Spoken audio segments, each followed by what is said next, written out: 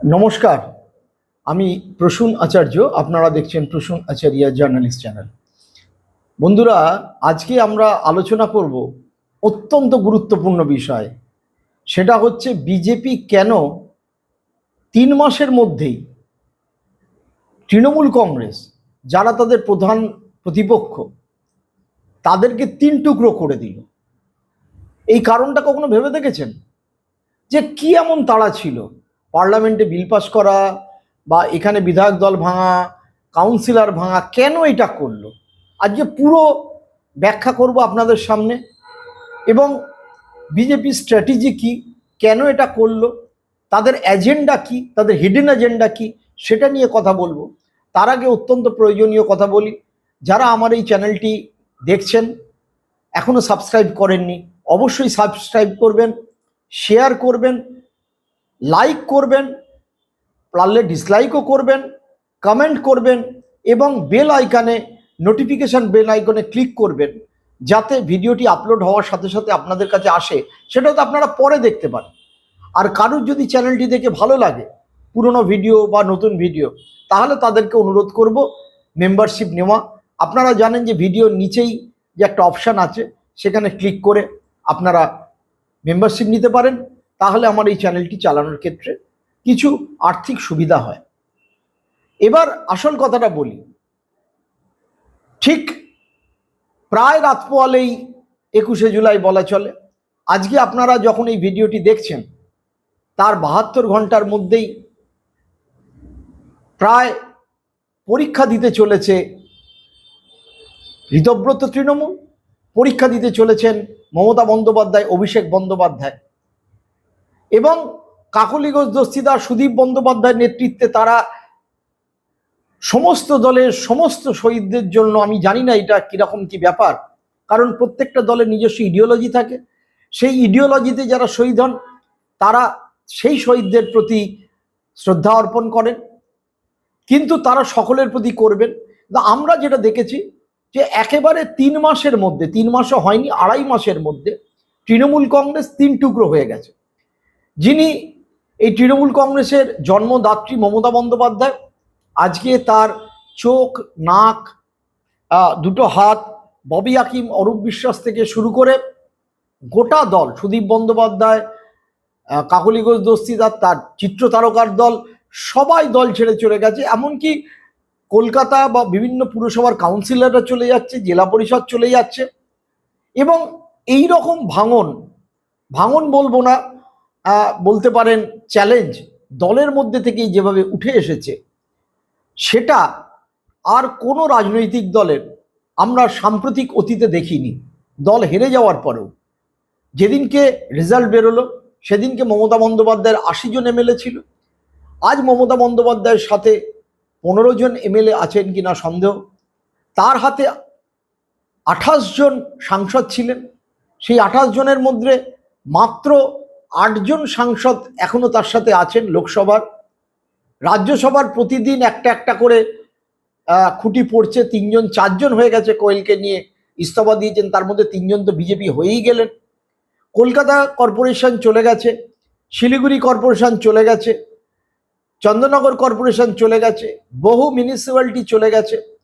তাহলে এই যে পুরো প্রকরণটা হলো, এবং সেটা সবাই জানেন, রাজ্যের একটা বাচ্চা ছেলে সদ্য যে প্রাথমিক স্কুলে পড়ে সেও জানে, যিনি পড়াশুনো করেন না, যার অক্ষর জ্ঞান নেই, রাস্তায় সবজি বিক্রি করেন, তিনিও জানেন, মামাসিরাও জানে। এই পুরো প্রক্রিয়াটা সরাসরি বিজেপির মদতে হচ্ছে, এবং সেটা সাথে মাননীয় মুখ্যমন্ত্রী কতটা জড়িত আমরা দেখেছি। ভূপেন্দ্র যাদবের বাড়িতে দিল্লিতে মিটিং করার সময় আমরা দেখেছি, যাকে বালিশৃত বলা হচ্ছে কোট আনকোট, কারণ তার বিভিন্ন ছবি সোশ্যাল মিডিয়ায় যেভাবে ভাইরাল হয়েছিল, সিপিএম থেকে তাকে তাড়ানো হয়,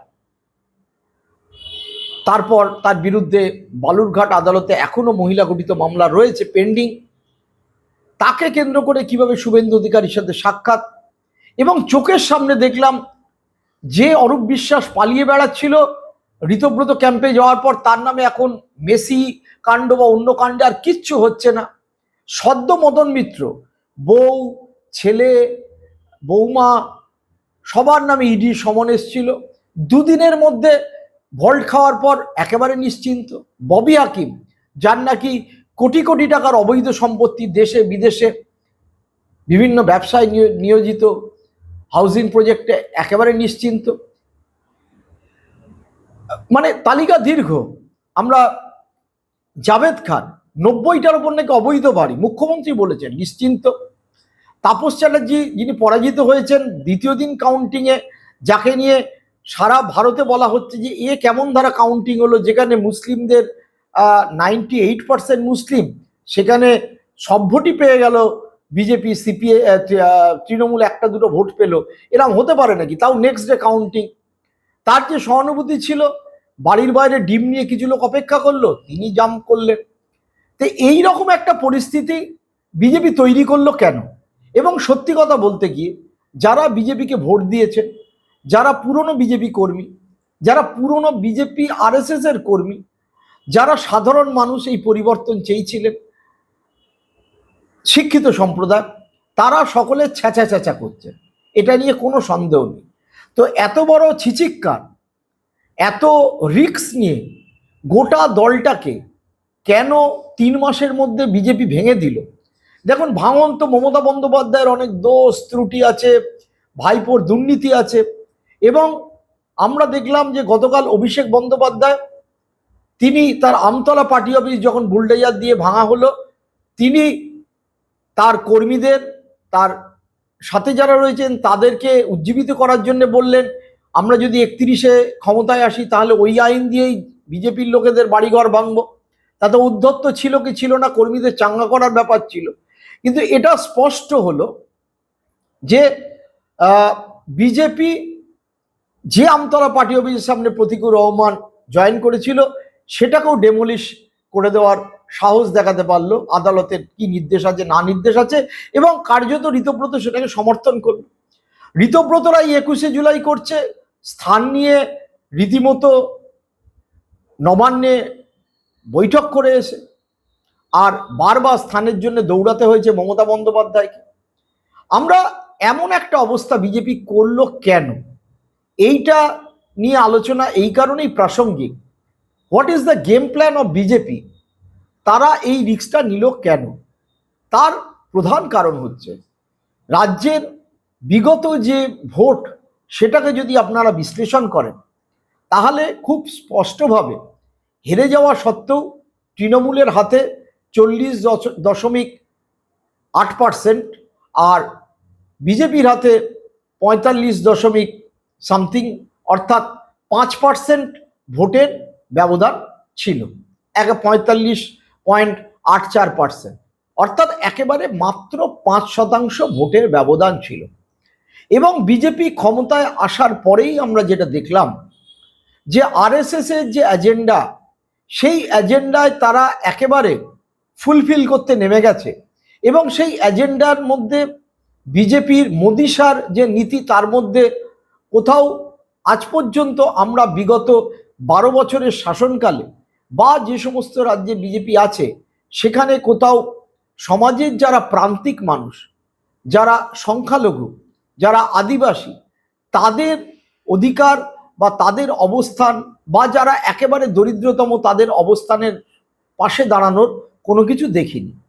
সব জায়গাতেই প্রান্তিক মানুষ, গরিব মানুষদের ছেড়ে উচ্চবিত্ত, বড়লোক, আদানি আম্বানি শুধু নয়, তার মিডল ক্লাস, আপার মিডল ক্লাস, সেই ক্লাসকে বিজেপি সবসময়, আগে বলা হতো বেনিয়া পার্টি, তার সাথে তারা ব্রাহ্মণ, রাজপুত, ভূমিহার, ওইখানে এখানেও আমরা দেখতে পাচ্ছি কায়স্থ, ব্রাহ্মণ, বদ্যি ইত্যাদি যে সেকশনটা আছে, সেটাকে তারা পুরোপুরি কবজা করে নিয়েছে।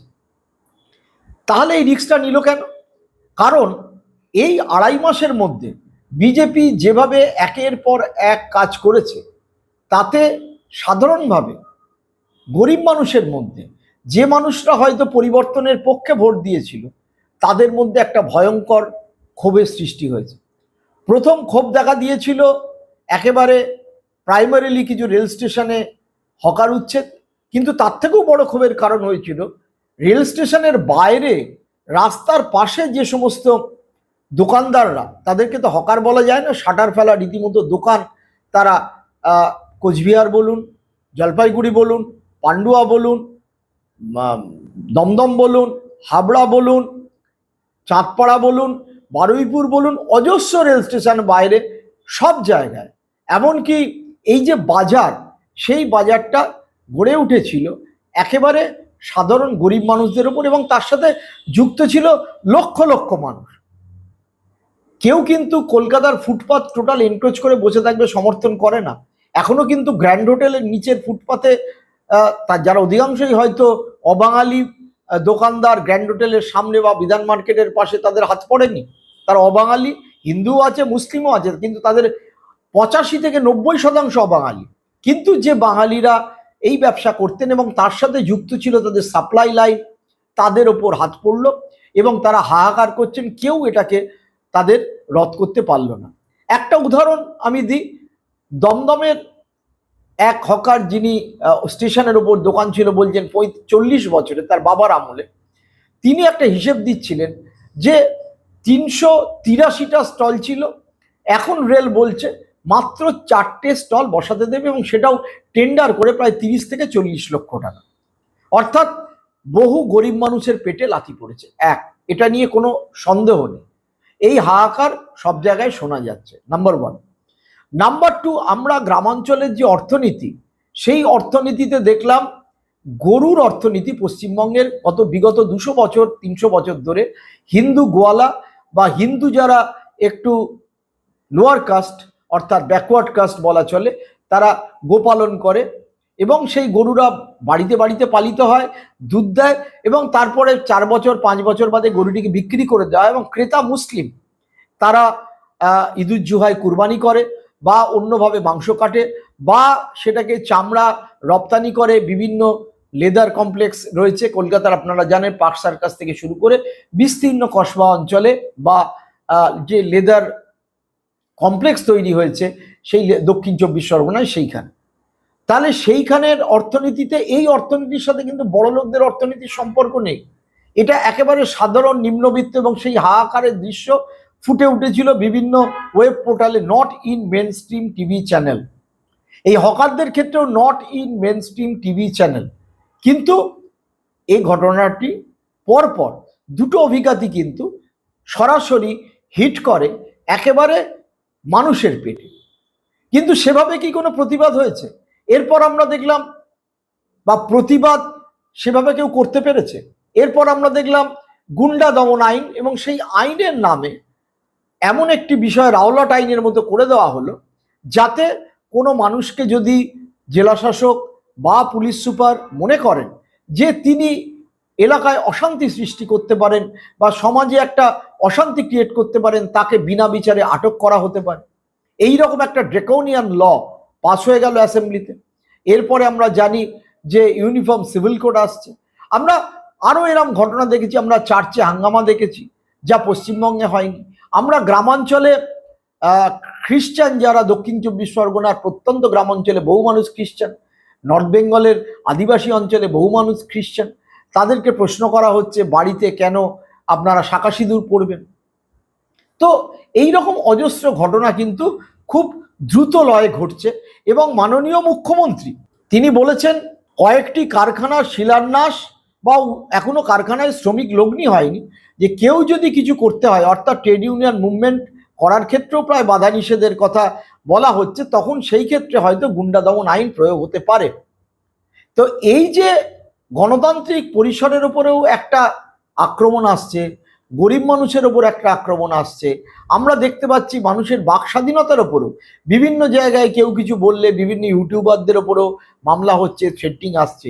এবং সবচেয়ে বড় ঘটনা আমরা দেখতে পেলাম যে বারুইপুরে যে নির্যাতিতা হলেন, ধর্ষিতা হলেন, খুন হলেন, তারপর যেভাবে লায়েক আলীকে অ্যারেস্ট করা হলো, সিপিএমের যিনি বারুইপুর পশ্চিমে প্রার্থী ছিলেন, এবং এফআইআর নেমড একজন, তিনি মব লিঞ্চিংয়ে নিহত হলেন, অত্যন্ত নিন্দনীয়। এটাকে একেবারেই সমর্থন করি না আমি, কোনোভাবেই সমর্থনযোগ্য নয়।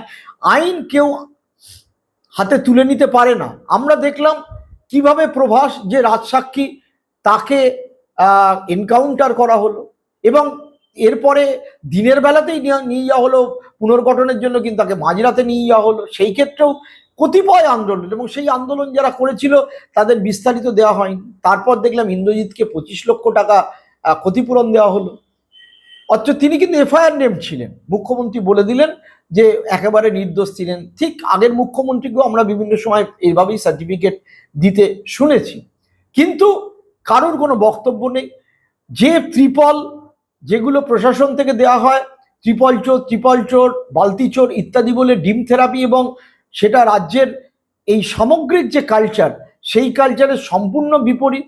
মানুষ মার খাচ্ছে, ডিম ছোঁড়া হচ্ছে। আমরা কালচারাল ব্যাকে দেখলাম কি, যে নেতাজিকে অনেকটাই নস্যাৎ করে দেওয়া হচ্ছে শ্যামাপ্রসাদকে তুলে ধরার জন্য। সেই ক্ষেত্রেও প্রতিবাদের সেভাবে ধুমায়িত হলো না। অর্থাৎ যে মমতা বন্দ্যোপাধ্যায় সরকারের বিরুদ্ধে মূল অভিযোগ ছিল দুর্নীতি, কিন্তু তিনি পশ্চিমবঙ্গের সমাজ বা কালচারাল ফিল্ডের ওপর ততটা অভিঘাত দেননি। কিন্তু বিজেপি বা আরএসএস যে পথে চলে, তারা পশ্চিমবঙ্গের সরাসরি সাংস্কৃতিক পরিমণ্ডলের ওপরে একটা আঘাত বা তাদের যে দর্শন সেটাকে চাপিয়ে দেওয়ার নিরন্তর চেষ্টা চালাচ্ছে, এবং সে চেষ্টা অত্যন্ত দ্রুত বেগবান হয়েছে। এবং পশ্চিমবঙ্গের সাধারণ মানুষ কিছুই করণীয় নেই, কিছুই কি করা যায় না, কিছুই কি হবে না, এই রকম একটা পরিস্থিতি। হ্যাঁ, এটা সত্যি যে লক্ষ্মীর ভাণ্ডারে যে 2,40,00,000 মানুষ পেতেন, তার মধ্যে একটা সেকশন অবৈধভাবে পেতেন, কিছু হয়তো পুরুষ মানুষও পেতেন।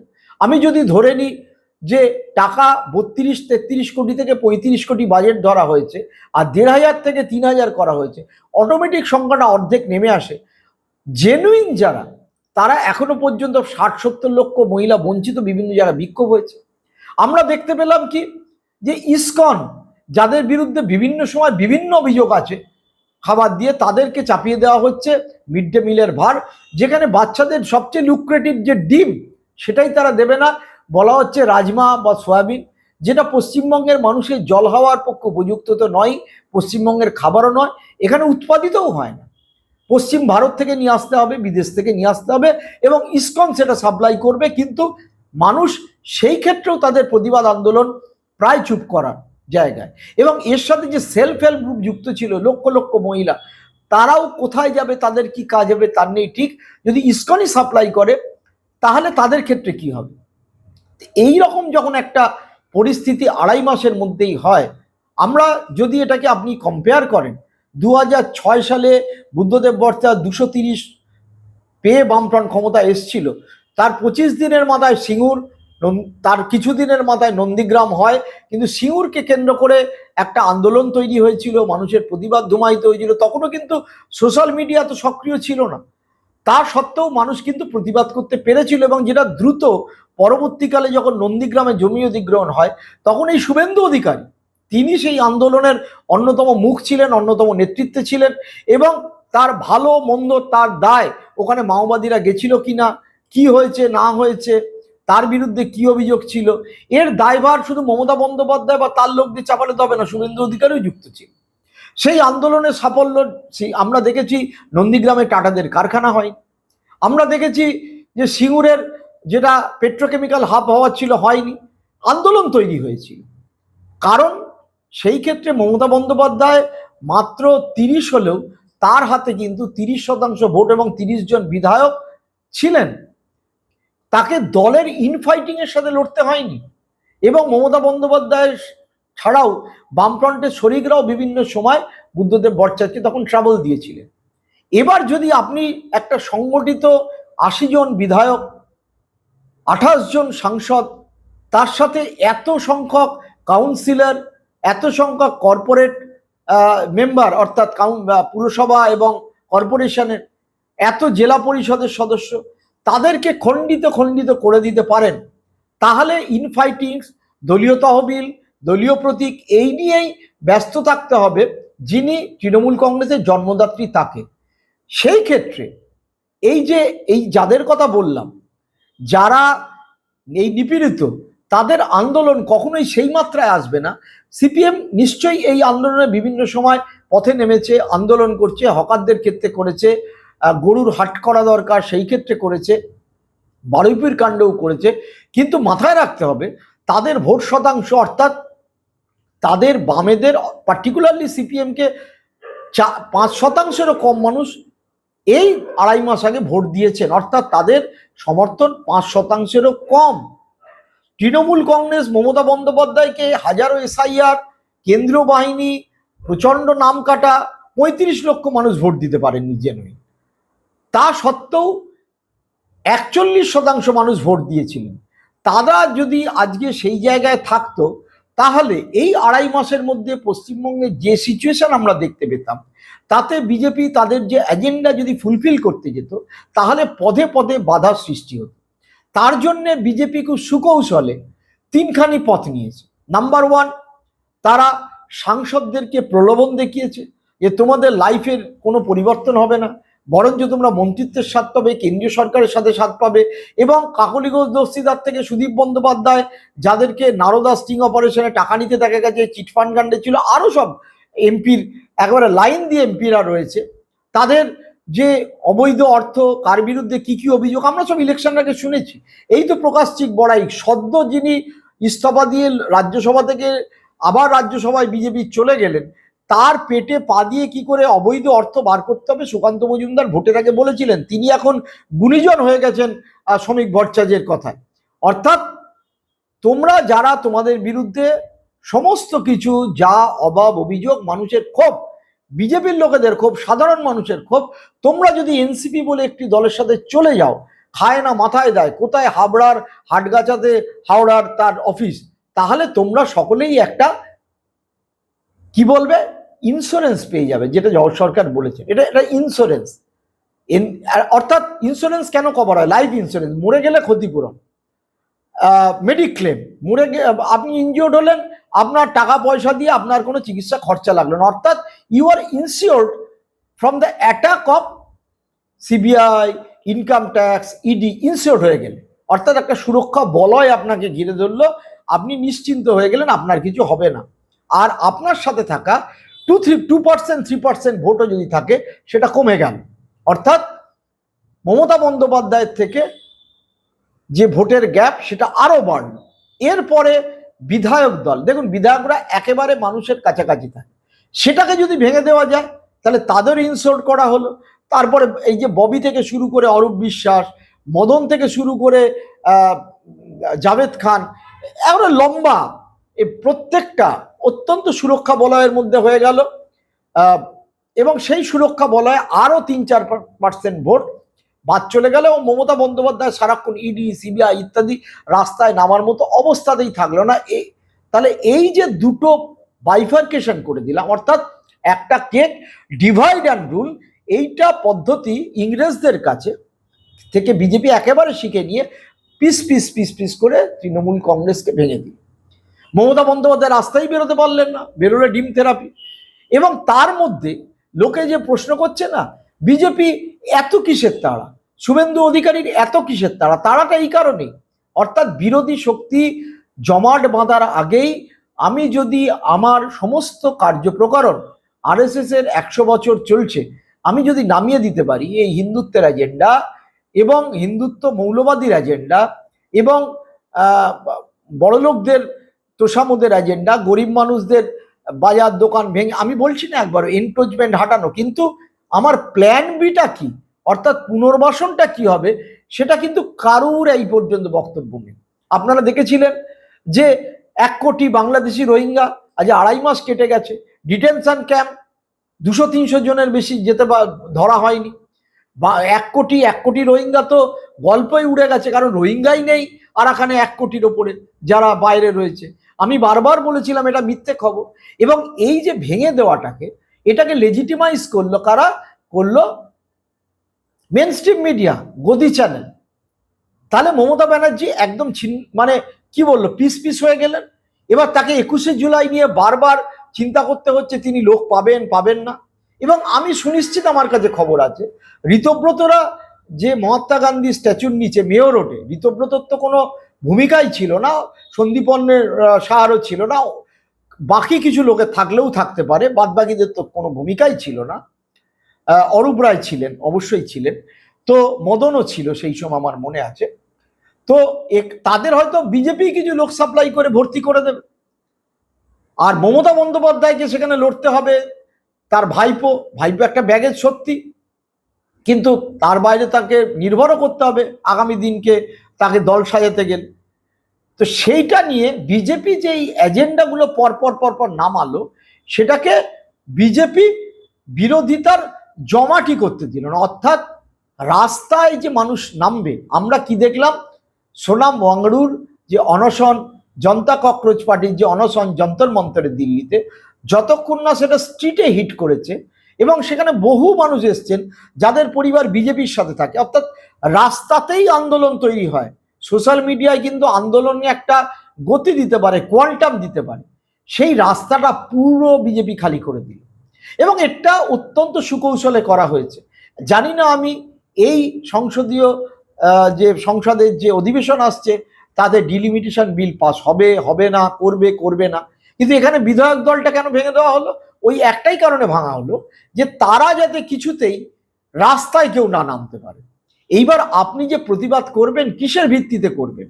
অর্থাৎ অত্যন্ত সুকৌশলে বিজেপি প্রতিবাদের মুখটাকে বন্ধ করে দিল এবং প্রতিবাদের মুখটা বন্ধ করে দেওয়া, আমি বলবো যে বিরোধী প্রতিবাদ বন্ধ করে দেওয়া বিজেপির একদিকে যেরকম তাদের এজেন্ডাগুলো ফুলফিল করার পক্ষে সহায়তা করেছে, ঠিক উল্টো দিক থেকে এটা কিন্তু একটা ভয়ঙ্কর প্রবণতারও চেষ্টা করলো।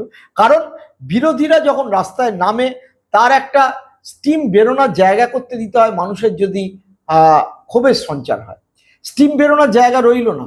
সুতরাং বিজেপিকে যারা ভোট দিয়েছে বা বিজেপিকে যারা ভোট দেয়নি তাদের কিন্তু তারা শেষ পর্যন্ত কোন দিকে রাজনীতি টার্ন নেবে সেটা কিন্তু এই মুহূর্তে উপলব্ধি করা সম্ভব না। বিজেপির একটা সেকশনের সাথে কথা বলে আমার মনে হয়েছে, তারা মনে করছেন যে তাদের ভোট পার্সেন্টেজ কিন্তু ড্রপ করেছে।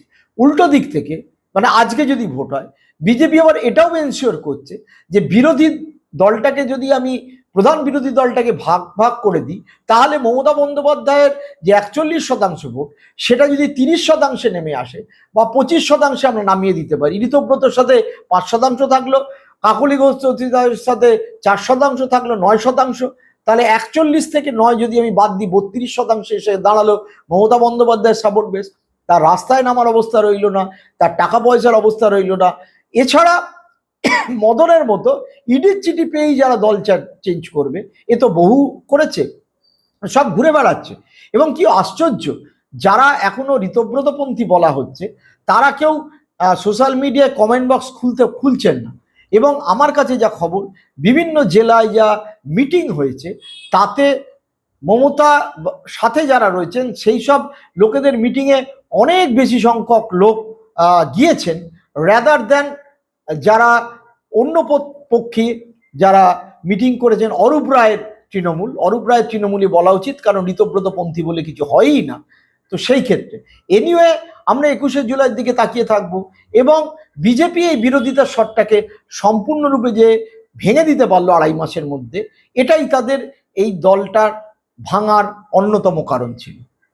আপনারা যারা আমার এই ভিডিওটি দেখছেন অবশ্যই লাইক, শেয়ার, কমেন্ট করবেন। সকলে ভালো থাকুন, সুস্থ থাকুন, নমস্কার।